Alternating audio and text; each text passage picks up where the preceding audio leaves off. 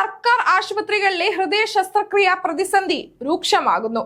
ഉപകരണ വിതരണക്കാർക്കുള്ള കുടിശ്ശിക കൃത്യമായി നൽകാത്തതിനെ തുടർന്ന് സ്റ്റോക്കിലുള്ള ഉപകരണങ്ങൾ തിരിച്ചെടുക്കാനായി വിതരണക്കാർ ആശുപത്രിയിലെത്തി.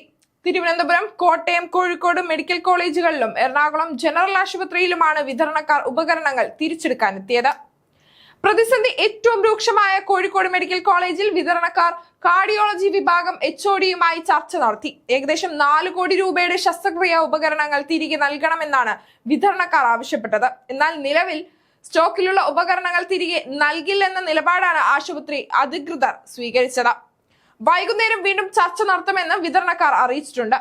സംസ്ഥാനത്തെ 21 ആശുപത്രികൾക്കായി ഉപകരണ വിതരണക്കാർ 158 കോടിയോളം രൂപയാണ് സെപ്റ്റംബർ 1 വരെ കുടിശ്ശിക നൽകാനുണ്ടായിരുന്നത്.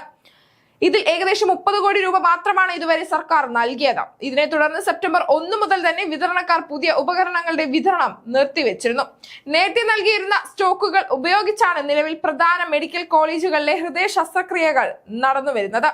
ഈ സ്റ്റോക്കുകൾ കൂടി തിരിച്ചെടുക്കുന്നതോടെ സർക്കാർ ആശുപത്രികളിലെ ഹൃദയ ശസ്ത്രക്രിയകൾ പൂർണ്ണമായും മുടങ്ങുന്ന അവസ്ഥയിലേക്ക് എത്തും.